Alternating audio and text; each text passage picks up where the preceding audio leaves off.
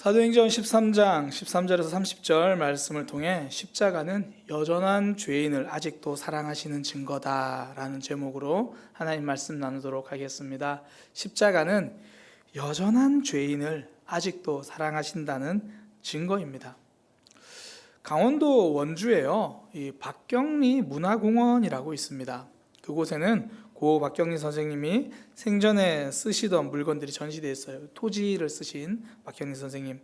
사실 저는 아직 가보지는 못했어요. 가보지는 못했는데 그곳을 방문했던 사람들이 공통적으로 하는 이야기 중에 하나가요, 이 국어 사전을 이야기해요. 이 박경리 선생님이 생전에 쓰시던 국어 사전이 놓여 있는데요, 그 국어 사전이 손때가 묻고 낡아가지고 굉장히 그렇게 헤어져 있는 모습을 보면서 많이들 감동을 받는다고 그러더라고요. 토지 그러면 우리 한국의 대표적인 문학이잖아요. 박경리 선생님 그러면 한국 문학의 거장이잖아요. 그분이 글을 쓸 때마다 국어 사전을 찾아보면서 글을 썼다는 말이죠. 글을 쓰는데 가장 기본이 되는 게 단어잖아요. 그 단어의 뜻을 정확하게 알려주는 국어 사전. 거장임에도 불구하고 그 사전을 꼭 들여다보아야 했을까요? 어쩌면 거장이기 때문에 그렇게 사전을 들여다보았을 겁니다. 기본이 살아야 깊이도 생깁니다. 기독교 신앙의 기본은요, 십자가입니다. 하나님이 사람을 위해서 죽음을 선택한 십자가. 십자가는 구원이고 사랑입니다. 십자가를 빼고는 기독교를 설명할 수 없습니다.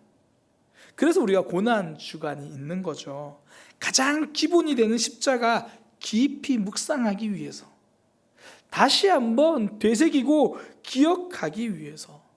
그러니까 오늘부터 시작하는 고난 주간, 이 일주일 동안 우리의 믿음의 기본이 되는 예수님의 십자가를 묵상하는 삶이 되시기를 소망합니다.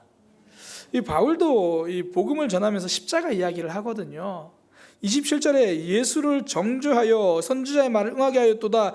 28절에 죽일 죄를 하나도 찾지 못하였으나 빌라도에게 죽여달라 하였다. 그러니까 예수님을 잡아다가 죄 없는데 죄를 뒤집어 씌워가지고 나무에 달았다, 십자가에 못 박게 했다, 그 이야기거든요.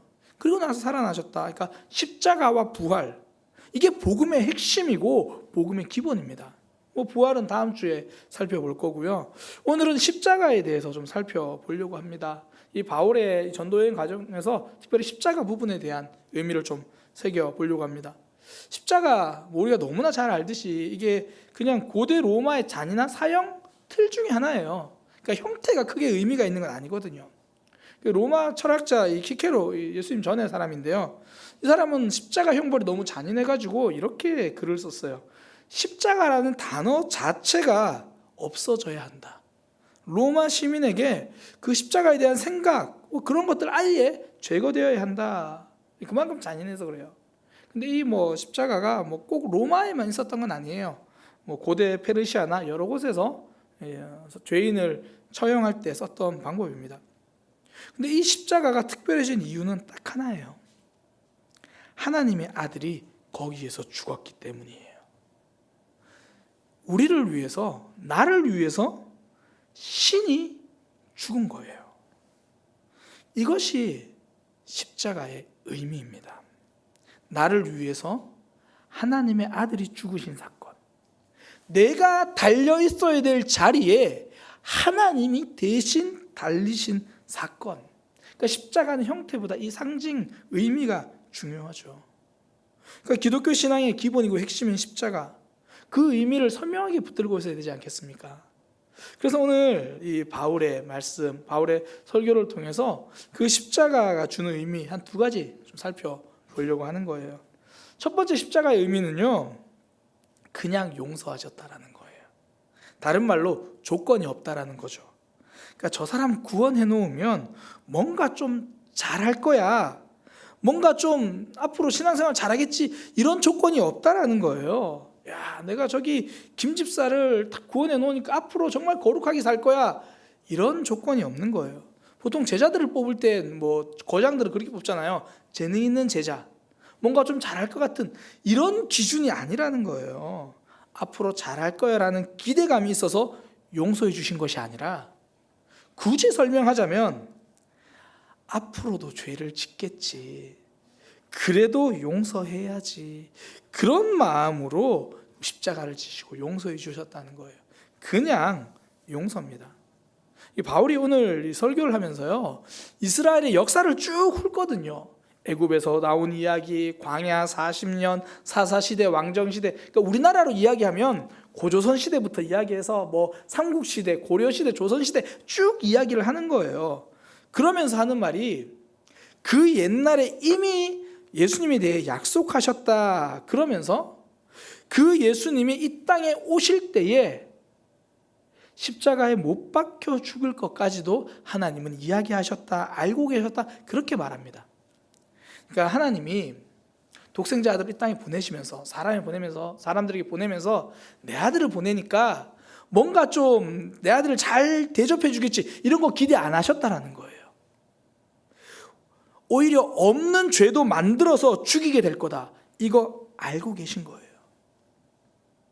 선지자도 아니고 하나님의 아들을 보냈으니까 갑자기 회개하고 돌아서고 이런 반전 기대하지 않으셨습니다.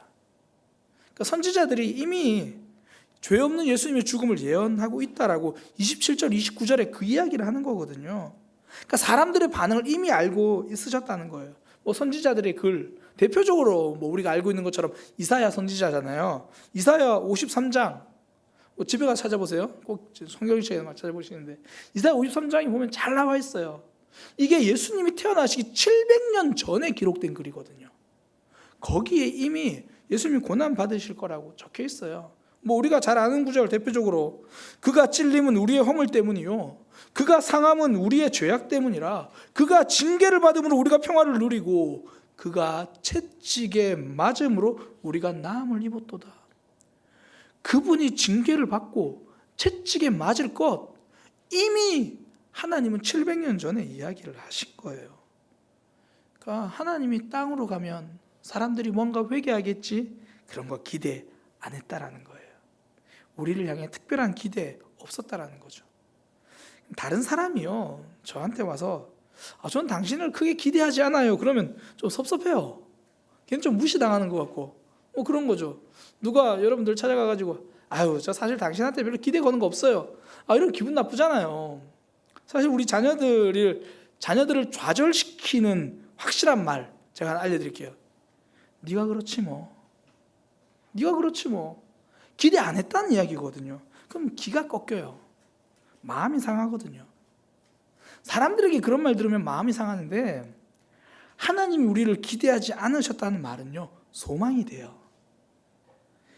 내 모습을 내가 볼수록 이 약하고 악한 거 투성이거든요.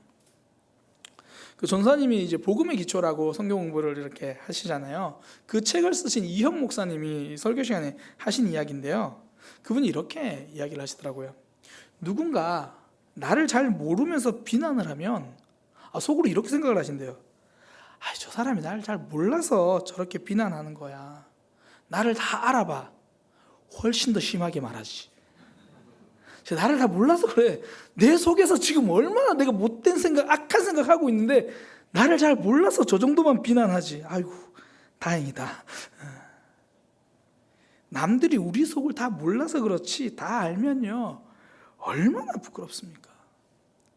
저도 이렇게 신앙생활 해보니까요, 믿음 생활 하면 할수록 더 깨끗해지는 과정이라기보다는 더 인정해가는 과정이더라고요.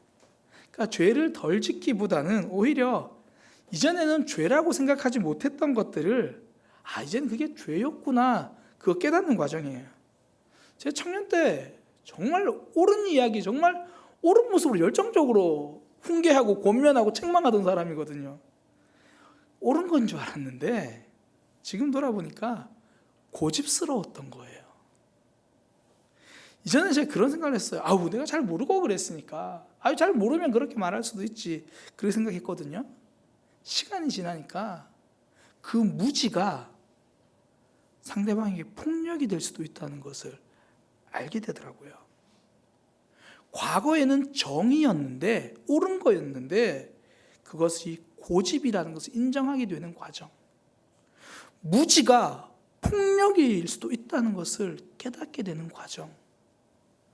지혜로운 결정인데, 지혜로운 결정인 줄 알았는데 그게 불법이라는 것을 깨닫게 되는 과정. 그러니까 믿음은 그렇게 우리의 삶의 죄를 더 인정하게 되는 거죠. 영화 쇼생크 탈출 굉장히 재밌는 영화인데요. 그 영화에 보면 주인공 앤디가 이 자신의 아내를 해쳤다는 누명입니다. 누명을 쓰고 감옥에 들어가요. 감옥에서 이제 레드라는 사람을 만났는데 앤디에게 물어요. 무슨 죄로 감옥에 왔느냐? 앤디가 자신은 죄가 없다라고 말을 해요. 그때 레드가 이렇게 말합니다. 여기 있는 모든 사람이 그래. 여기 있는 모든 사람 중에 자신이 죄가 있다고 말하는 사람은 나 하나뿐이야.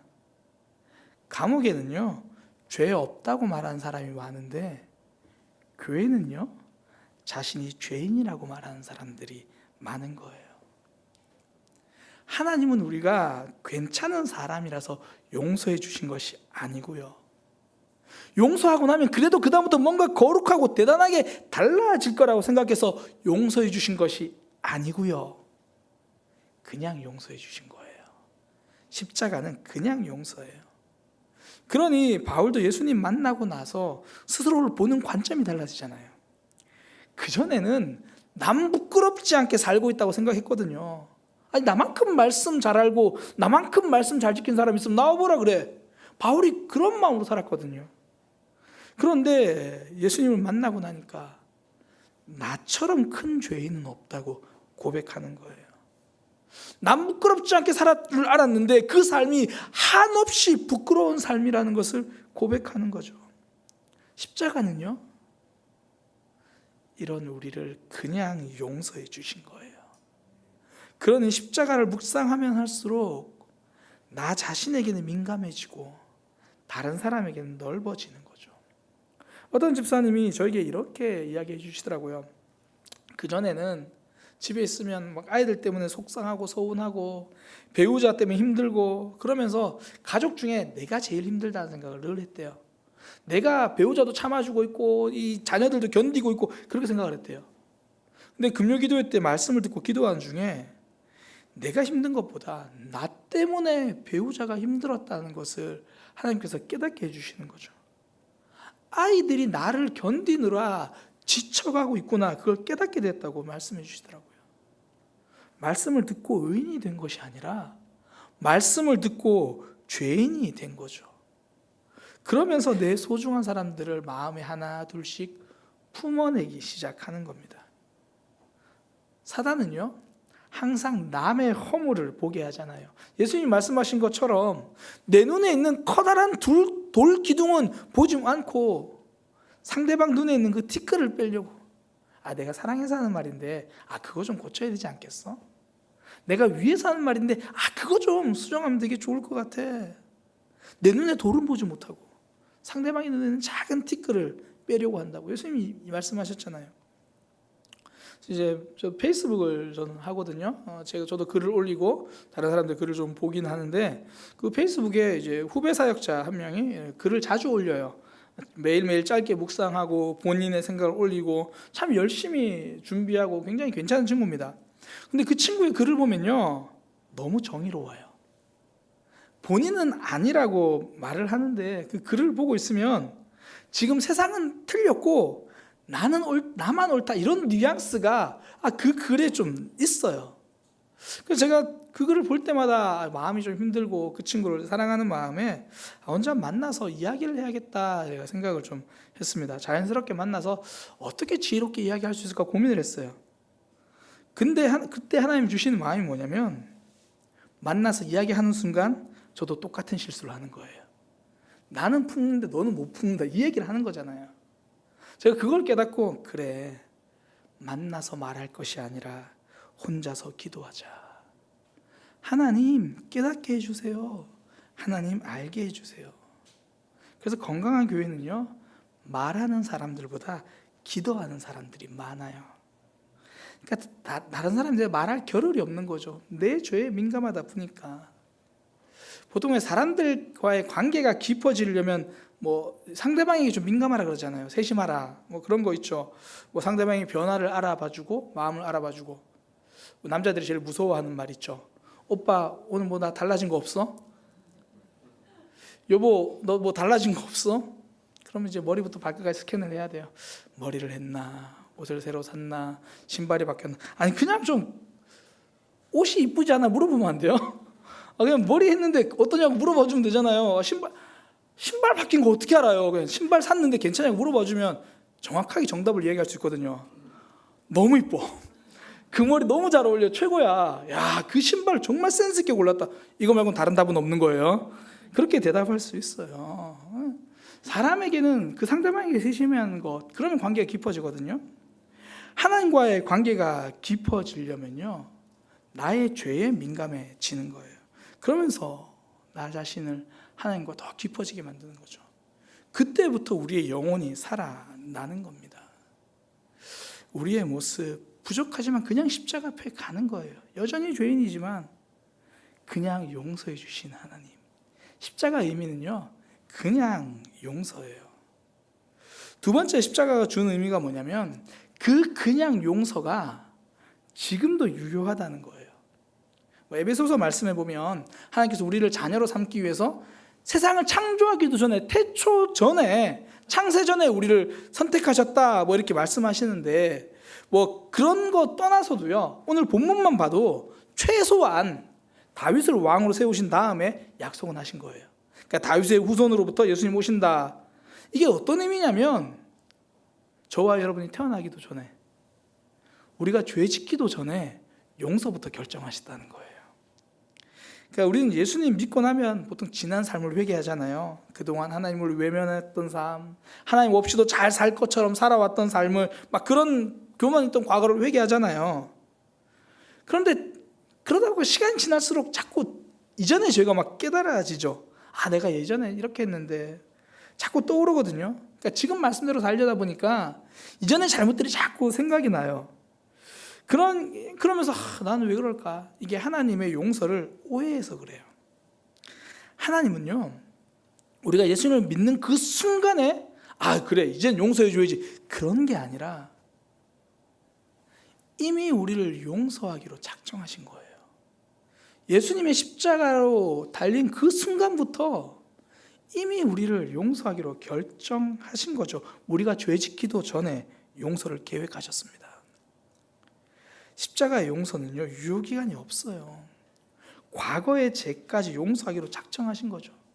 그럼에도 불구하고 우린 자꾸 그 과거의 죄가 이렇게 생각나잖아요. 제가 간단히 팁으로 말씀드릴게요.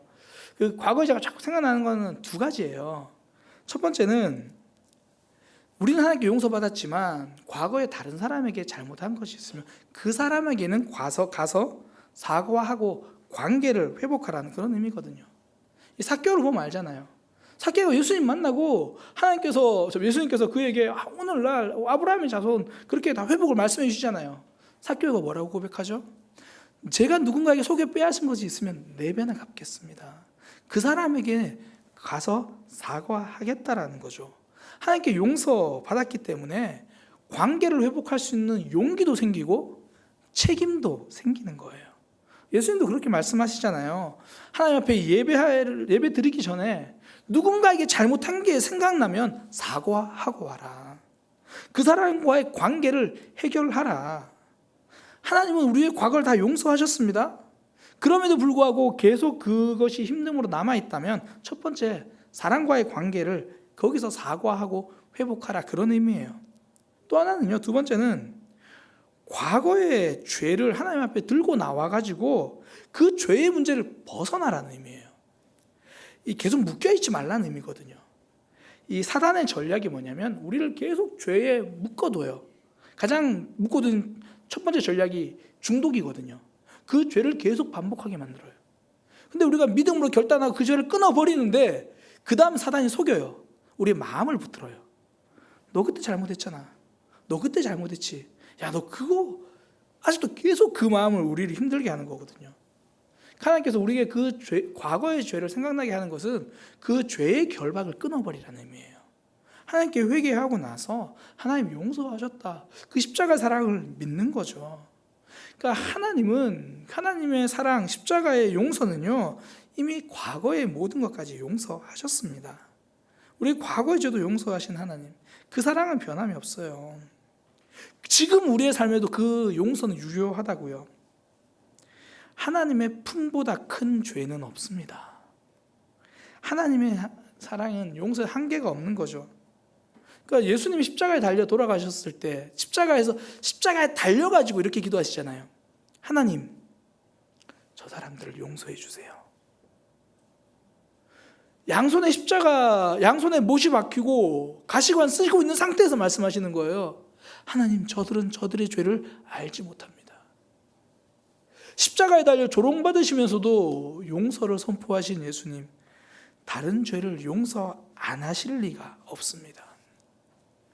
믿음은요, 나의 죄를 보는 것이, 나의 죄에 매여 있는 것이 아니라 하나님의 품을 믿는 거예요.